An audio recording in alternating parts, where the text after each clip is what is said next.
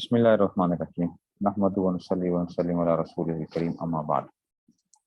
جناب یہ بات چل رہی تھی کہ دیکھو تقلید کے مختلف درجات ہوتے ہیں۔ ہر بندہ کسی نہ کسی حد میں کیا کر رہا ہوتا ہے، تقلید کر رہا ہوتا ہے۔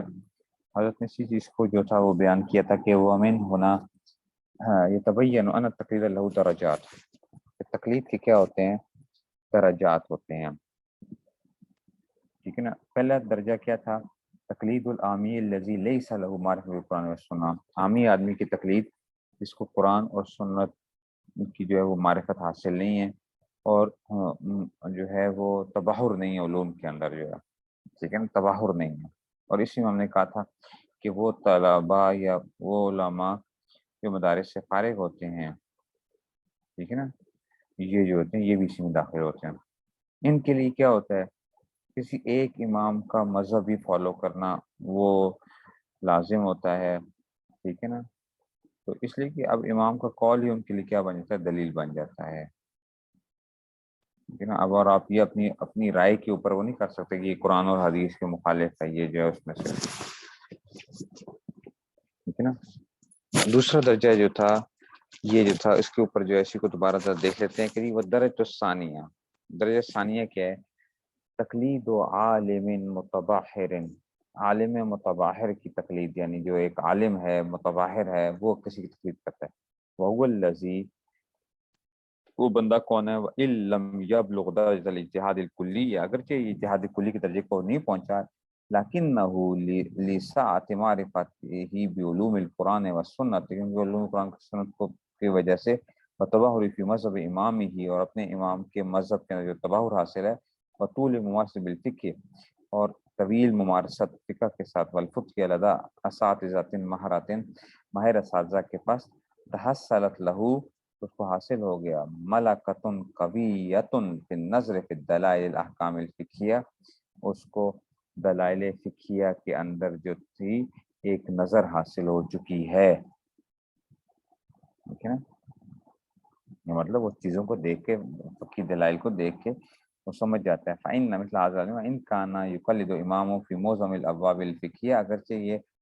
بہت سے ابواب فقہیہ میں اپنے امام کو فالو کرتا ہے، لیکن اذا وجد قولا الامام معارضا للنص الصریح، لیکن اگر نص صریح کے خلاف کوئی امام کا قول آ جائے، ولم یجد مع طول بحثه ما چاہیے، اور باوجود بحث سے مراد یعنی باوجود تلاش کرنے کے اگر وہ نہیں پاتا، ٹھیک ہے نا، تو وہ کیا ہوگا، تو ذالک النص، ٹھیک ہے، تو نص نہیں بتا، فإنه يجوز له أن يترك قول امامه، اپنے امام کو قول کو ترک کر سکتا ہے، من اجل ظاہر الصریح، کما اسلفنا فی بات الامام الشیخ رحمۃ اللہ، وكذلك اذا شعر مثل هذا العالم بأن في مذهب الامام في مسألة من المسائل حرجا شديدا، کہ اگر حرج شدید لازم آ رہا ہے، وأن هناك حاجة عامة لدفع هذا الحرج، اور ایک حاجت پائی جاتی ہے باختیار مذہب فقی آخر من مذاہب الاربعۃ المطبوعہ، چاروں اس میں سے، جاز له ان یفتی او یعمل بقول مجتہد آخر غیر امامہ، یہ عمل فتویٰ دے سکتا ہے کسی غیر اپنے امام کے علاوہ کسی اور مجتہد کے اوپر، ٹھیک ہے نا، کما فعل الحنفی مثل زوجۃ المفقود، میں نے اس دن بتایا تھا کہ زوجہ مفقود کے معاملے میں حنفیہ نے فتویٰ دی ہے 4 سال کے اوپر یا 1 سال کے اوپر بھی جو ہے اس میں سے جو آیا، ورنہ تو امام صاحب کا قول تو کیا تھا، زوجہ مفقود کے اندر جو ہے، زوجہ مفقود کے 90 سال خاوند کی عمر ہو جائے تو تب 9 سال 3 سال تک موجود، ولیکن الاحوط فی هذا الزمان فی المسائل تعم به البلوى، کہ جناب علی ان مسائل میں جن میں عمومی طور پہ لوگوں کا لوگ اس میں مشتمل لوگوں کو وہاں پہ عمومی بلوا پایا جا رہا ہے، اللہ یستبد الرجل، یہ جلدی سے نہ کودے آدمی، فی مثل هذه المسائل برائے الفرید، اپنی اکیلی رائے کے اوپر، بل یشاور غیرہ من العلماء ولا یفتی فتوا عامۃ الا بحصول اتفاق جماعت من علماء الراسخین، مگر علماء راسخین کی اس میں سے، تو یہ اس میں سے آ گیا۔ تبحر علمی کا مطلب یہ ہے نا کہ جناب علی ایک آدمی جو ہے ایک فقہ کے ساتھ اس کی مناسبت ہے کئی عرصہ جو ہے، تو جیسے اب یوں سمجھ لو کہ بڑے بڑے علماء جو ہیں یا بڑے بڑے مفتی حضرات جن کو فقہ کی وہ معلوم تھی، ان کی دلائل وغیرہ بھی ان کے سامنے موجود ہیں، اور وہ سمجھتے ہیں کہ یہ اگر ہم اس مسئلے پہ عمل کرتے ہیں تو اور حنفی یا کسی ہماری اپنی فقہ کے مختلف مسائل کے اندر آپس میں تعارض نہیں پیدا ہو رہا، تو اس صورت کے اندر وہ جو ہے وہ عمل کر لیتے ہیں اس میں سے، ٹھیک ہے نا، تباہر علمی۔ اب یہ ایک بہت ایک جنرلائزڈ ایک وہ ہے،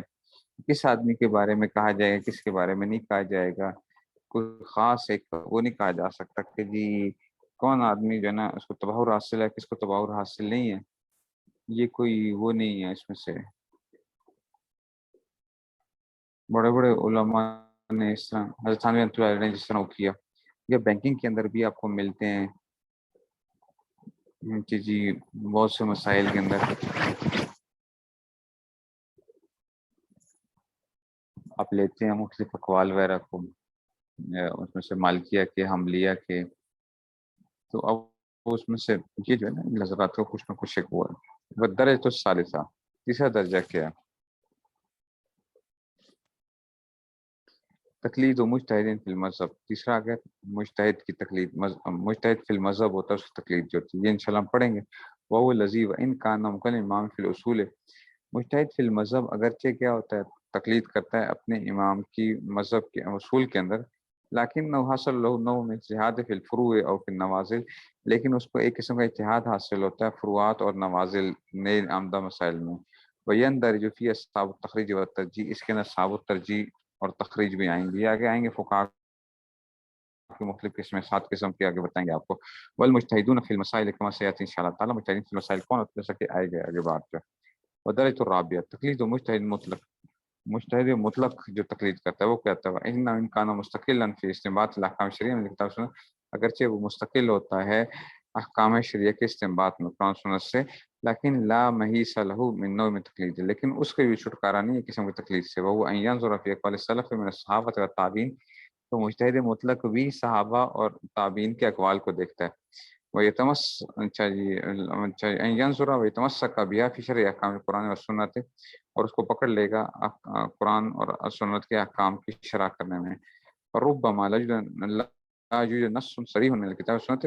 ٹھیک ہے نا، تو بعض دفعہ ایسا ہوتا ہے کہ جی نہیں پائی جاتی نص قرآن، ولیکن یوجد قول لاحد الصحابۃ والتابعین، لیکن یہ صحابہ یا تابعین کا کوئی قول پایا جاتا ہے، فیقدموا علی رأی الخاص، تو مجتہد جو ہوتا ہے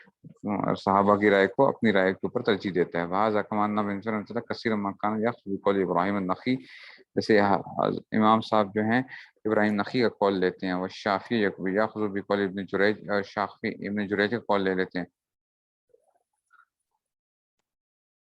وہ مالک یاخذ بقول احد الفقہاء السبعۃ بالمدینہ المنورہ، اور جو ہے نا امام مالک جو ہوتے ہیں وہ فقہائے مدینہ جو تھے 7 جو تھے میں نے بتایا تھا ان میں سے کسی کا قول لے لیتے ہیں۔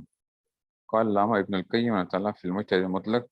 ابن قیم مجتہد مطلق کے بارے میں کہتے ہیں ولا ینافی اجتہادہ تقلیدہ غیر احیانا، اب یہ نہ کہا جائے کہ جناب اگر مجتہد ہے تو پھر کسی کی تقلید کیوں کرتا ہے، مجتہد بھی تقلید کر سکتا ہے۔ فلا تجد احد من ائمۃ الا وهو قرن منه عالم انه في بعض الاحکام، تو آپ کوئی تم نہیں پاؤ گے کوئی بھی ایسا امام جس نے کسی نہ کسی اپنے سے زیادہ علم والے کی تقلید نہ کی ہو۔ وقت قال الشافعی تعالیٰ فی موضع من کتاب الحج کل تو تقلیدا لیتا، تو امام شافعی نے ایک جگہ موضع حج کے اندر کتاب الحج میں ذکر کیا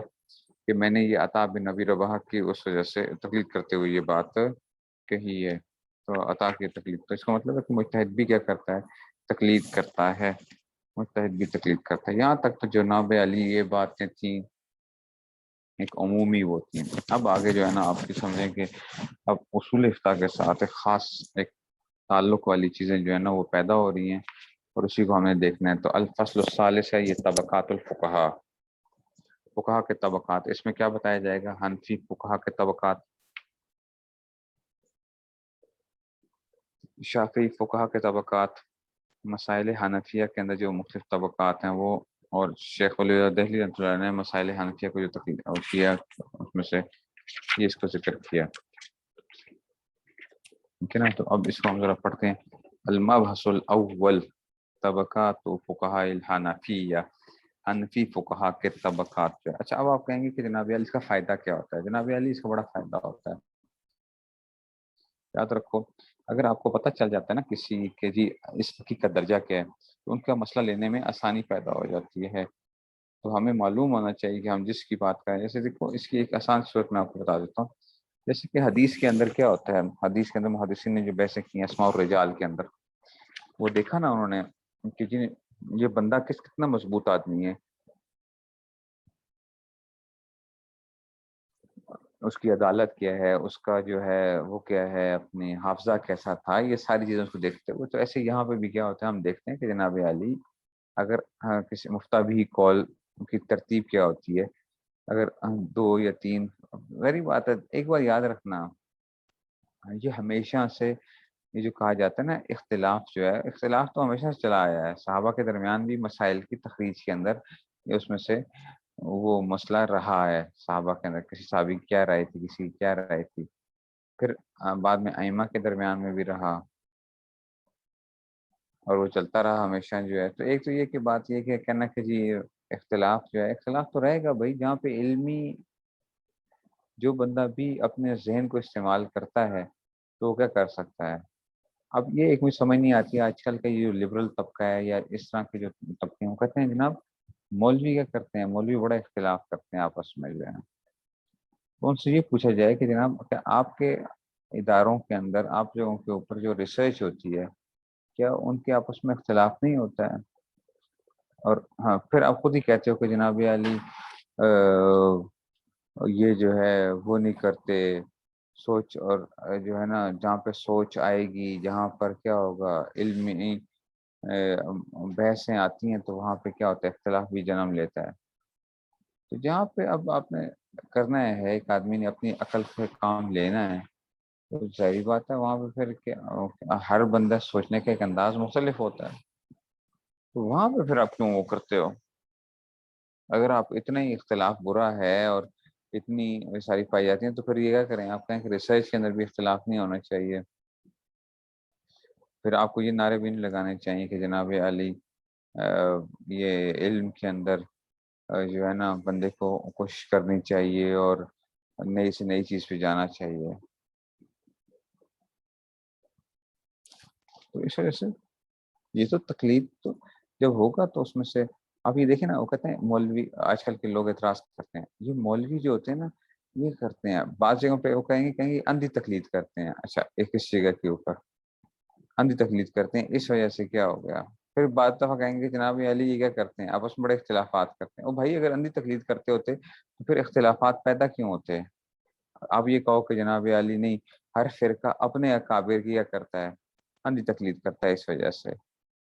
تو بھائی ان کی بھی جب وہ ہوا تھا تو اس کا مطلب یہی ہے نا کہ سوچ کے اندر فرق تھا تو اسی وجہ سے اختلاف پیدا ہوا ہے. تو ہر بندے کی سوچ کا ایک اپنا ایک اثر ہوتا ہے کسی چیزوں کے اندر جو ہے، اس لیے ہر اختلاف برا نہیں ہے. ہاں اختلاف وہ برا ہے جس میں آپ کیا کرتے ہو، دوسرے کو گالیاں نکالتے ہو، یا جس میں آپ دوسرے کو کافر کہتے ہو، یہ ایسے جو اختلافات ہیں وہ ٹھیک ہے. لیکن باقی علمی طور پہ دلائل کی بنیاد پہ اختلاف ہونا، یہ تو ایک علمی فضا کو ثابت کرتا ہے. یہ جو مولویوں کے بارے میں جس چیز کا اعتراض کر رہے ہوتے ہیں، ہم کہہ رہے ہیں کہ جناب علی وہی کیا ہے، وہی تو مولویوں کے لیے بڑی ایک وہ ہے کہ وہ اس میں سے مطلب ہے کہ ان کے سوچنے کی صلاحیت ہوتی ہے اور سوچتے ہیں. اب دیکھیے جی المبحث الاول طبقات و فقہاء الحنفیہ، حنفی فقہا کے طبقات جو ہیں. ذکر علامہ ابن عابدین رحمۃ اللہ فی شرح قدرت مفتی، یہ کتاب جو ہے نا شرح قدرت مفتی جو ہم پڑھیں گے، اور میں نے بتایا یہ بھی اسی کتاب کا ہی وہ ہے، حضرت نے اس کو ایک ذکر کیا ہے. تو جو ہے نا شرح قدرت مفتی لڑکوں کو درجے 7ویں درجے میں پڑھا دی جاتی ہے بعض مدارس میں، 7ویں درجے کے اندر،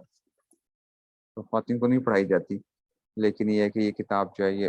اس کو پڑھنے سے کیا ہوگا، آپ کو فقہ کی انشاءاللہ سمجھ آئے گی، اور جو ہے ہدایہ بھی سمجھنے میں آسانی ہو جاتی ہے. تو کہتے ہیں کہ جناب علی علامہ ابن عابدین رحمۃ اللہ نے فی شرح قدرت وہاں پہ ذکر کیا ہے ان فقہاء الحنفیہ چلا طبقات ہیں کہ انفی فقہاء طبقات کے اوپر ہیں مختلف. قد حصل علامہ ابن کمال بادشاہ فی سب طبقات ہیں، ابن کمال پاشا نے ان کو 7 طبقات میں تقسیم. اچھا یہ بات ضرور سمجھنا کہ یہ جو ہے ابن عابدین رحمۃ اللہ علیہ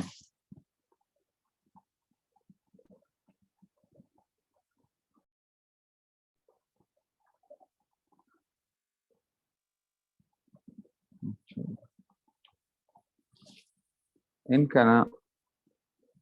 یہ جو ہے نا، ہاں یہ ابن عابدین رحمۃ اللہ علیہ کون ہے؟ ان کا نام محمد امین بن عمر بن عبد العزیز عابدین الدمشقی، اصل میں ان کے ابا و اجداد کے اندر عابدین تھے، ان کا نام ابن عابدین مشہور ہو گیا، ابن عابدین، علامہ ابن عابدین، ٹھیک ہے، لیکن ان کا نام محمد امین بن عمر بن عبد العزیز عابدین دمشقی ہے، ٹھیک ہے نا، شام کے رہنے والے تھے، ٹھیک ہے نا، اور حنفیہ کے امام ہے، یعنی اس میں سے، اور کتاب جو لکھی ہے نا شامیہ، فتاوی شامین کی لکھی ہوئی ہے، اسی کو کہتے ہیں، اس کا نام اصل میں رد المختار علی الدر المختار لکھا ہوا ہے، رد المختار،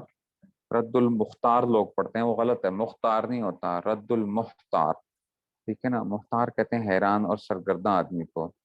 المختار، اختار یختار اختیار فہو مختار، اختیر یختار اختیار فہو مختار،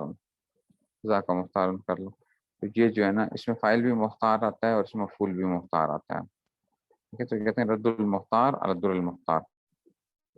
ٹھیک ہے نا، اسی کو حاشیہ ابن عابدین بھی کہا جاتا ہے، اس کو کہتے ہیں حاشیہ ابن عابدین، ٹھیک ہے نا، تو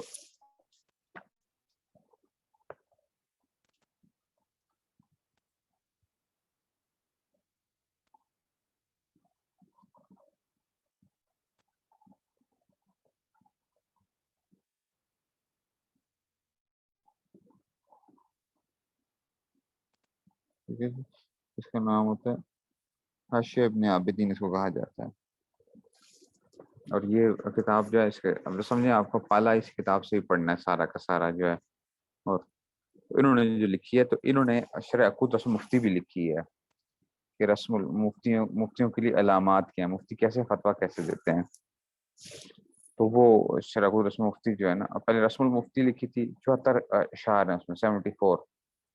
پھر اس کی شرح لکھی، اس کو کہتے ہیں شرح عقود رسم المفتی، ٹھیک ہے نا، یہ اسی کو جو ہے، تو اب کہتے ہیں جناب علی الطبقۃ الاولی، یہ جو ہے نا اس کے اوپر بڑے اعتراضات ہوں گے، ابن کمال پاشا جو ہے نا، انہوں نے جو کیا ہے نا اس کو، یہ اس کے اوپر جو لکھا ہے علامہ ابن کمال پاشا جو ہے نا، انہوں نے بھی بس طبقات تو لکھ دی ہے، لیکن بعض لوگوں نے کیا کر دیا، اس کو بالکل اسی طرح ہو بہو نقل کرتے چلے گئے، حالانکہ اس پہ کیا ہوتے ہیں، مختلف اعتراضات ہوتے ہیں طبقات حنفیہ کے اوپر، یہ جو یہ ذکر کریں گے ان کے جو ہے، ٹھیک ہے، ان کا نام بھی احمد بن سلیمان بن کمال پاشا ہے، ٹھیک ہے نا، اور ٹھیک ہے نا، یہ جو تھے خلافت عثمانیہ وغیرہ کا جو دور تھا نا، یہ اس میں سے تھے، ٹھیک ہے نا، تو یہ اس میں سے ان کے بارے میں آتا ہے، اور یہ جو تھے نا یہ قاضی تھے پھر بنے بعد میں، اور اس میں سے مختلف جگہوں کے اوپر انہوں نے جو تھے نا، یہ بھی حنفی ہیں، اچھا کمال پاشا جو ہیں حنفی ہیں، ٹھیک ہے،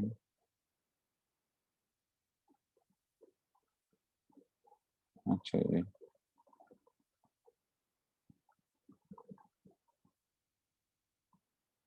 چلیں جی، دیکھیں اب ذرا الطبقۃ الاولی، طبقۃ المجتہدین فی الشرع، پہلا طبقہ مجتہدین فی الشرع کہلاتا ہے، اچھا، تو پہلا طبقہ کیا کہلائے گا، مجتہدین فی الشرع، کل ائمۃ الاربعہ، جیسا کہ ائمہ اربعہ رحمہ اللہ تعالی، یہ جو ہے مجتہدین فی الشرع ان کو کہا جاتا ہے، ائمہ اربعہ کو، ومن سلک مسلک، ومن سلک مسلکہم فی تعصیب رسول اللہ، یا جو ان کے طرز پر چلا ہے، اصول فی تاسیس قواعد الاصول، اصول کے جو قواعد بنانے کے اندر جو تھے نا، بنانے کے اندر جو ان کے مسلک پہ چلا، میں نے بتایا تھا 4000 تو کہا رہے ہیں تقریباً پہلے 4 صدیوں کے اندر، 4000 کے قریب،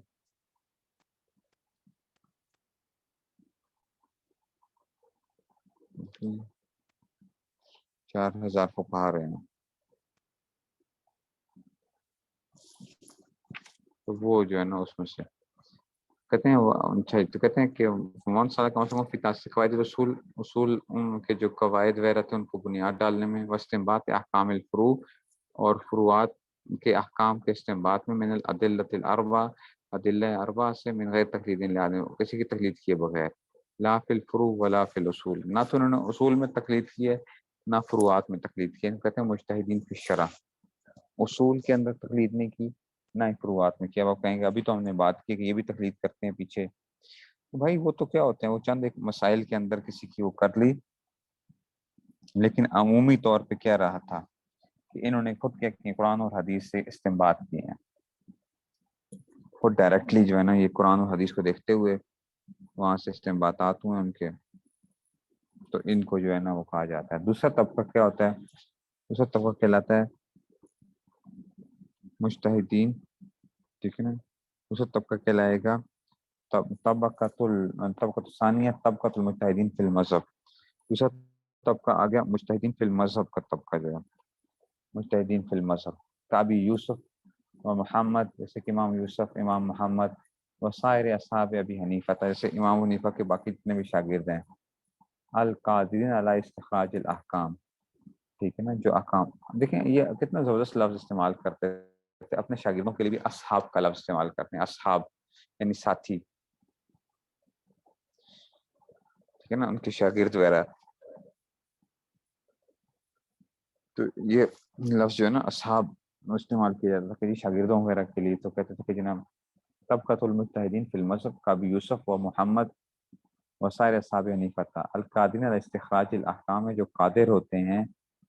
احکام کے استخراج کے اوپر، من الادلۃ المذکورہ، یعنی یہ مسائل نکالتے ہیں چاروں اس میں سے، قرآن سنت اجماع اور قیاس سے، علی حسب القواعد التی، ان قواعد کی بنیاد پر، التی قرر رہا استاذہم، جو ان کے استاذ نے جو مقرر کیے تھے اصول جو ہیں،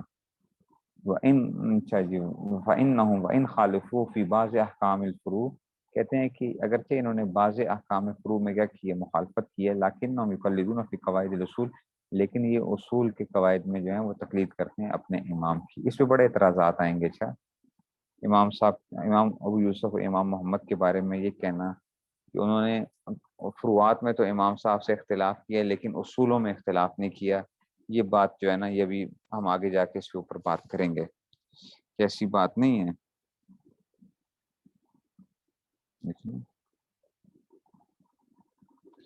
پہلے طبقے کو بتا دی نا، امام ابو حنیفہ، امام شافعی، ٹھیک ہے نا، امام احمد بن حنبل، امام مالک، یہ آگے پہلا طبقہ جو ہے، پہلا طبقہ جو ہے، ٹھیک ہے۔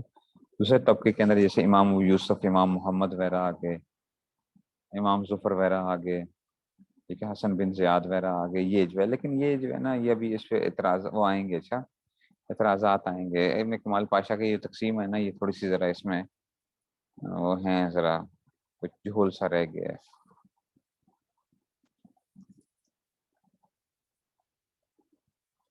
اچھا جی، اب چلتے ہیں جناب الطبقۃ الثالثہ، تیسرا طبقہ جناب علی آ گیا، طبقۃ المجتہدین فی المسائل التی، یہ تو حنفیہ کی تقسیم تو وہ آ رہی، ابھی تو یہ حنفیہ کی تقسیم ہی ہے نا، یہ تو حنفیہ کی تقسیم ہے نا، اس وجہ سے یہ تو ہم اپنے حنفی فقہا کو تقسیم کر رہے ہیں، باقیوں کے بھی وہ ہیں، ٹھیک ہے نا، تو لیکن یہ جو طبقہ مجتہدین فی الشرع جو ہے نا، یہ تو کیا ہوگا، یہ تو تمام تقسیمات میں آ جائے گا، جو بھی آئے گی، چاہے شافعیہ کی بھی آئے گی یا جس طرح بھی آئے گی، تو اس میں سے، ٹھیک ہے نا۔ اگر حنفیہ کے لحاظ سے کریں تو آپ یوں سمجھ لو کہ ابھی صرف امام صاحب کی بات ہوئی ہے طبقہ مجتہدین فی الشرع کے اندر، ٹھیک ہے نا، یہ جو ہے اس میں سے، لیکن جو ہے وہ اس میں سے باقیوں کے اندر سے بھی کچھ نہ کچھ چیزیں آئیں گی اس میں سے۔ اچھا، تیسرا آ گیا طبقہ مجتہدین فی المسائل، مجتہدین فی المسائل آ گیا، یہ تیسرا طبقہ آتا ہے، پہلا مجتہدین فی الشرع تھا، دوسرا مجتہدین فی المذہب، تیسرا آ گیا مجتہدین فی المسائل، کہتے ہیں التی، وہ ان مسائل التی لا روایت فیہا عن صاحب المذہب،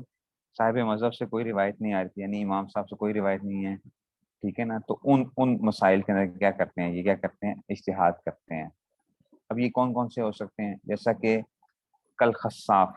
جیسا کہ خصاف، خصاف جو ہے نا جوتی کا، یہ جوتوں کا کاروبار کا مطلب کیا تھا، یہ کابلر جس کو انگریزی میں کہتے ہیں نا، جوتے وہ کرنے والے، گاننے والے، میں نے اس دن بات کی تھی نا ماوراء النہر کے اوپر، جب میں نے بات کی تھی، یاد ہے نا، ماوراء النہر۔ اب جب خصاف کا لفظ آیا تو جیسا کہ کیا مطلب، یوں کہو موچی، اللہ معاف کرے لیکن کیا کہہ رہے ہیں، کیسے کل خصاف موچی. اب جو ہے نا یہ کیا ہے، اب آپ خود سمجھو کہ ان کا تعلق کہاں سے ہوگا. اس کا مطلب ہے یہ ماوراء نہر کے اس میں سے نہیں ہوں گے. بات سمجھ رہے ہو نا. اب دیکھو میں آپ کو خود بخود ایک چیز وہ بتاؤں گا کہ جناب علی کیا ہے، ٹھیک ہے نا. تو یہ اب یہ کہاں کے نہیں ہوں گے، الفاظ بتائیں گے آپ کو خود بخود ہی. ماوراء النہر جو میں نے باتیں کی تھی نا، کچھ سخت الفاظ جو میں نے کہہ دیا تھا، میں نے کہا میں سخت الفاظ کہہ رہا ہوں، آپ جو ہے کہ وہ نہ ہو، لیکن یہ آپ کو خود پتہ چلے گا. اور حضرت بھی ذکر کریں گے اس چیز کو کہ ہوا کیا ہے. اجمیوں کے اندر جو تکلفات ہوتے ہیں وہ کدھر تک جاتے ہیں، اور عربیوں کے اندر سادگی کا جو معاملہ ہوتا ہے نا، وہ کس چیز کے اندر سے جو تھا. پہلے کم سے کم عربیوں کے اندر جو تھا نا یہ بڑا سادگی کا معاملہ رہا. بعد میں یہ تو اب کچھ عرصے سے جو ہے نا یہ کام شروع ہوا، 100 سال بس آپ سمجھ لو.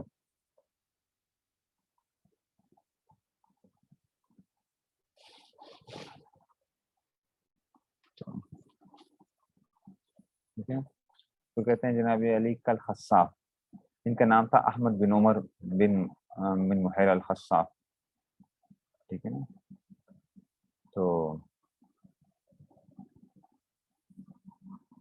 یہ اس میں سے جو تھے نا،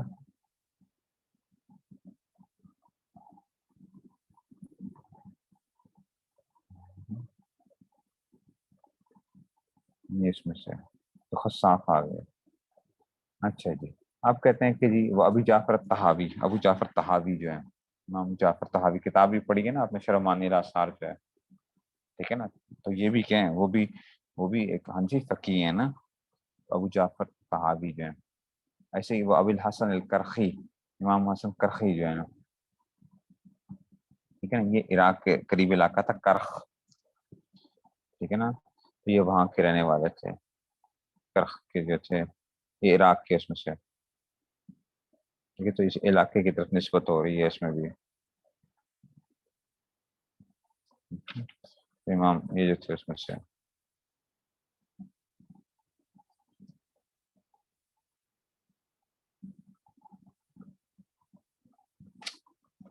اچھا جی ایسے آ گیا. اب دیکھو ذرا، وہ شمس الائمہ الحلوانی، یہ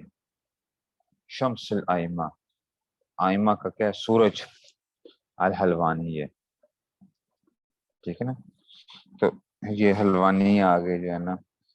ٹھیک ہے نا. تو یہ آگے حلوانی ہے، ٹھیک ہے نا. اور ٹھیک ہے نا. اور بعد میں ان کو حلوائی بھی کہا ہے، حلوائی، شمس الائمہ الحلوائی جو ہے نا، ٹھیک ہے نا. یعنی مٹھائیوں کا کاروبار کی طرف بھی جو ہے نسبت کرتے ہوئے. ٹھیک ہے نا. تو یہ اس میں سے آ گیا. یہ بخارا کے رہنے والے تھے، ٹھیک ہے نا، اپنے زمانے کے اندر سے نا شمس الائمہ، شمس الائمہ حلوانی جو ہیں. ان سے شمس الائمہ سرخسی نے علم لیا تھا، سرخسی جو مشہور ہوئے ہیں وہ بھی. ابھی شمس الائمہ کے الفاظ وغیرہ بھی دیکھتے جاؤ ذرا. اور شمس الائمہ سرخسی، شمس الائمہ سرخسی جو ہے. اچھا جی. وہ فخر الاسلام البزدوی،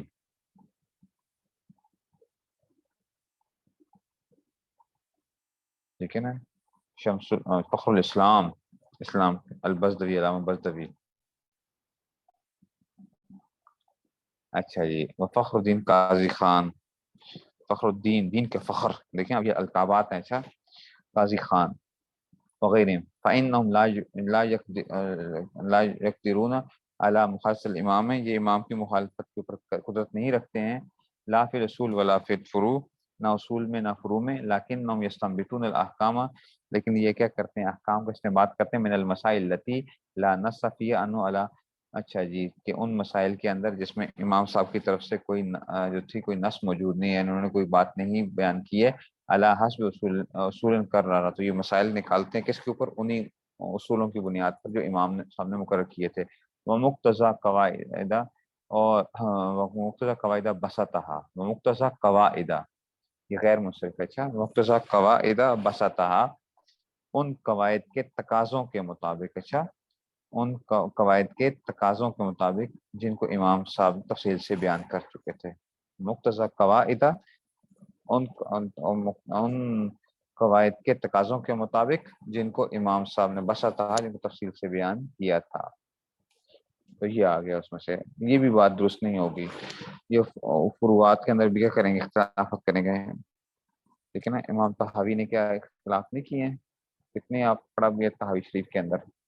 کیا کچھ وہ نہیں کرتے ہیں۔ تو یہ تیسری ایک واقعہ، تیسری تقسیم آ گئی۔ چوتھی الطبقۃ الرابعہ، چوتھا طبقہ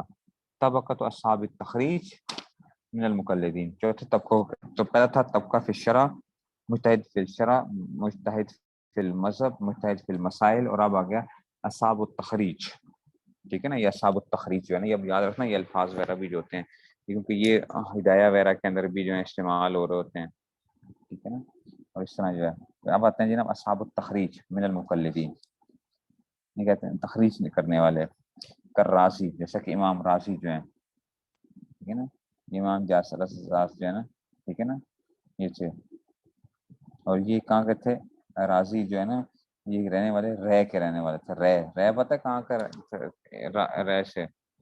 ٹھیک ہے نا۔ ایک تو نا امام رازی، دوسرے وہ ہیں، وہ تو اور ہے نا جو تفسیر لکھی ہے، تفسیر رازی جو ہے، یہ ابو جساس رازی جو ہیں، یہ رے آج کل نا آپ یوں سمجھو کہ رے جو ہے نا، یہ آج کل تہران کا ایک محلہ ہے، محلہ تہران کا۔ پہلے یہ تہران شہر سے نا باہر کر کے تھوڑا سا ایک بستی سی تھی، رے اس کو کہتے تھے، رے سے رازی۔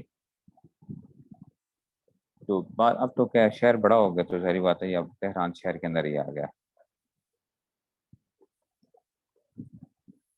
تو یہ آگے جناب ابو بکر جساس رازی جو ہیں، یہ جو ہیں ثابت تخریج میں سے ہیں، وازرابی ان کے اور اس طرح کی ہم مثال جو ہیں۔ فإنهم لا يقدرون الجہاد، اصلا کی قادر نہیں ہوتی جہاد پہ اصلا، لیکنهم لإحاطة بالأصول، لیکن انہوں نے اصول کا احاطہ کیا ہوتا ہے، ٹھیک ہے نا۔ وضبطهم للمآخذ، اور ماخذ کے اوپر ان کو پورا کہاں سے بنیاد نکلی کہاں سے اس کا بھی پتہ ہوتا ہے ان کو۔ کہتے ہیں یقدرون علی تفصیل قول مجمل ذی وجہین، لیکن یہ کیا کام کرتے ہیں سننا ذرا، کہ جو اصحاب التخریج ہیں، یہ بات ذرا سمجھنا کہ اصحاب التخریج کی ڈیوٹیاں بتا رہے ہیں کہ اصحاب التخریج کیا کریں گے۔ کہتے ہیں یقدرون علی تفصیل قول مجمل ذی وجہین، ٹھیک ہے۔ تو یہ کیا ہوتے ہیں،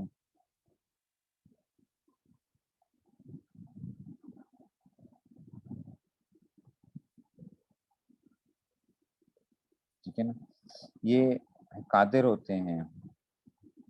ٹھیک ہے نا، قادر ہوتے ہیں اللہ تفصیل قول مجمل، کہ مجمل قول جو ہوتا ہے، یعنی مجمل ہے جس کی تفصیل اجمال تھا، جس میں تفصیل کی ضرورت تھی، اس میں سے تو اس کو کیا کرتے ہیں اللہ تفصیل قول مجمل ذی وجہین، کہ جو دو وجہ پائی جا رہی تھیں مجمل قول کے اندر سے، اس میں کسی ایک وجہ کر دیتے ہیں، اس کی تفصیل بیان کر دیتے ہیں، ٹھیک ہے۔ وہ حکم، دوسرا کام ان کا کیا ہوتا ہے، وہ حکم محتمل لامرین، ایک ایسا حکم جو دو امر کا کیا رکھتا تھا، احتمال رکھتا تھا، اس میں کر دیتے ہیں، اس میں بھی ایک کو ڈیفائن کر دیتے ہیں، بتا دیتے ہیں کہ یہ آئے گا اس میں سے، حکم محتمل لامرین، ٹھیک ہے نا۔ حکم لگاتے ہیں ایسے دو امروں میں جو دو محتمل لامرین کے جو ہے نا، اس میں سے یقدرون علی تفصیل قول مجمل علی حکم محتمل لامرین، حکم لگانا دو امروں سے کسی ایک کے اوپر، منقول صاحب المذہب، جو صاحب مذہب سے آ رہے تھے، او ان احد من اصحاب المجتہدین، یا دو مجتہدین میں سے کسی، یعنی ایک، او احد من اصحاب المجتہدین، کہ کسی ان کے جو تھے ان کے شاگردوں میں سے کسی ایک کی جو تھا اس میں سے، برائہم ونظر فی الاصول، کرتے کیا ہیں اصولوں میں اپنی، اچھا جی، اصولوں میں اپنی رائے اور غور و فکر کے ذریعے سے، اچھا، والمقایسۃ علی امثالہ، ٹھیک ہے نا، ساتھ ساتھ کیا کرتے ہیں کہ مقایسہ الامثال و نظائر من الفروع وما وقف، اچھا جی، تو کہتے ہیں کہ جناب علی نیز فروع میں اس مسئلے سے ہم شکل اور ملتے جلتے مسائل پر قیاس کرتے ہوئے، والمقایسۃ علی امثالہ، قیاس کرتے ہوئے اس کے ہم مثل کے اوپر، اور ونظائر من الفروع، جو فروعات میں سے جو سے ملتی جلتی چیزیں ہوں گی، وما وقع فی بعض المواضع من الہدایہ، اب اس کی مثال دینے لگے، دیکھو ہدایہ میں بعض جگہ آپ نے پڑھا بھی ہوگا قذافی تخریج الکرخی پڑھا تھا، قذافی کرخی کی تخریج کے اندر. اچھا یہ وہ تخریج رازی من حاصل قبیل، ایسی تخریج رازی یہ ہدایہ میں آتا ہے. اچھا کما فی تخریج،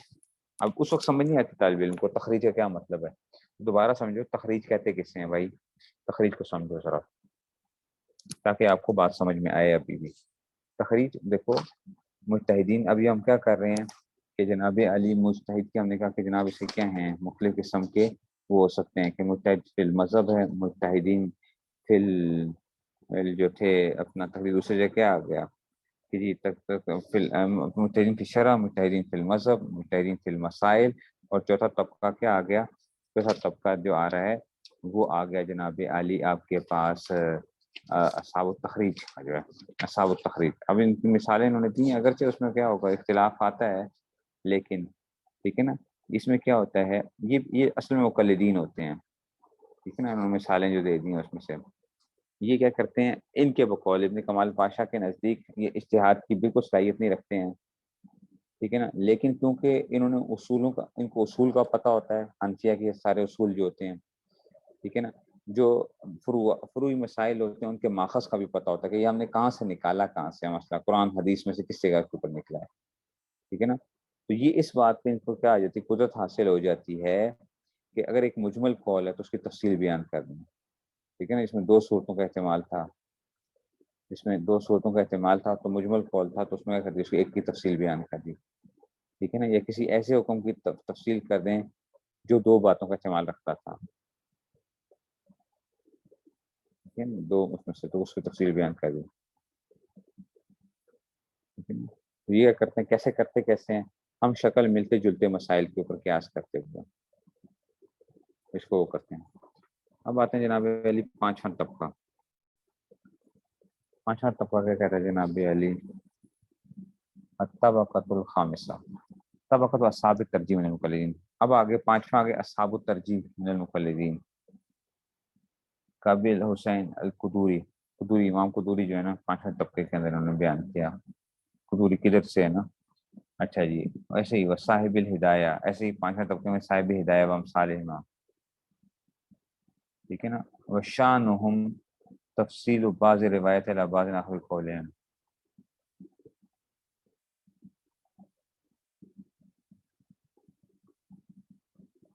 تو کہتے ہیں کہ ان کی شان کیا ہے، وشانہم ان کی شان یہ ہے تفضیل و بعض روایات، تفضیل و بعض روایات علی بعض آخر بقول، کہ بعض روایات کو بعض پہ ترجیح دیتے ہیں. آپ کہیں گے یہ روایات کہاں سے یہاں پہ آگئی، حدیث نہیں ہوتی، فقہا کے آپس میں جو اقوال ہوتے ہیں نا اس کو کر رہے ہوتے ہیں. تو ان کی شان یہ ہوتی ہے کہ ہم بعض روایات کو ترجیح دیتے ہیں بعض پر، اچھا جی علی بعض، اچھا جی بے آخر بقولہم، اپنے ان الفاظ کے ساتھ وہ کرتے ہیں نا، علی بعض آخر بقولہم. حاذا اولا، ہدایہ میں آتا ہے نا حاذا اولا یہ زیادہ بہتر ہے، حاذا اصح روایتاً یہ اصح روایت ہے، وحاذا اوضح، حاذا اوفق بالقیاس، وحاذا ارفق للناس. تو یہ کہلاتے ہیں اصحاب الترجیح کہلاتے ہیں. دیکھو نا اصحاب الترجیح ترجیح دی ہے انہوں نے. تب کا سادسہ آ گیا.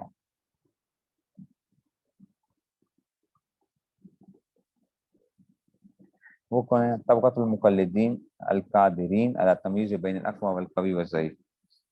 چھٹا طبقہ یہ ہوتا ہے، یہ ان مقلدین کا طبقہ ہے جو اقوی روایات، قوی ضعیف، ظاہر و روایات، ٹھیک ہے ظاہر و مذہب، اور ایسے روایتیں نادرہ جو ہوتی ہیں، ٹھیک ہے نا، کیسے کہ بین الاقوی قوی و ضعیف وظاہر روایات وظاہر مذہب، اور اچھا جی اور روایت نادرہ، نادر روایات جو ہیں جو بہت ہی کم ہوتی ہیں ان کے درمیان. تو یہ لوگ وہ کرتے ہیں اس میں سے جو ہے نا تمیز کر سکتے ہیں. یہ ان کو کہتے ہیں تمیز، اصحاب التمیز کہہ لو ان کو، اصحاب التمیز. اصحاب المتون المعتبرہ، جیسے کہ متون معتبرہ کے جو مصنفین ہوتے ہیں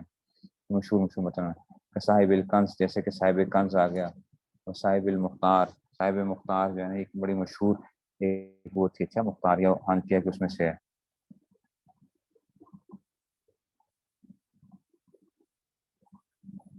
تو یہ صاحب مختار یہ بھی حنفیہ کا ایک مشہور متن ہے.